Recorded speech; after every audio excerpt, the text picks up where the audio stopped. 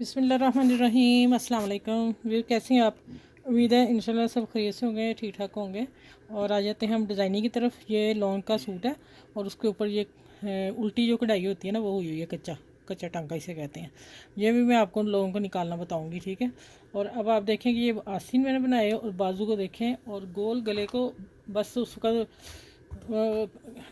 जिन्होंने मूवी बनानी थी मेरे पास नहीं थे, लेकिन मैं फिर बताऊंगी। ये गोल गले को इतनी आसान तरीके से मैंने लेस लगाई है ना, और कट देख लें इसका, ठीक है। और आप दामन को लगाइए, साइडों पे लगाइए पलटे के साथ, और कॉर्नर देख रहे हैं आप, देखें माशाल्लाह इसके ज़बरदस्त कोने बने हैं। और इंशाल्लाह आपको फिर मैं बनाना बताऊंगी, ठीक है। ये देखें, चार कोने ये आस्तीन, और ये हो गया इसका शलवार का। शलवार मैंने उस पर दी हुई है, क्या नाम है, शॉर्ट पे। और ये दुपट्टा, पूरे दुपट्टे को लगाइए। चलें, आप भी इस तरह का लोनों के सूट को लगाएं और प्यारा से अपना ड्रेस बनाएं।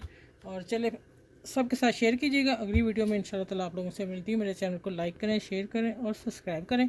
अपना ख्याल रखिएगा। अल्लाह हाफिज़।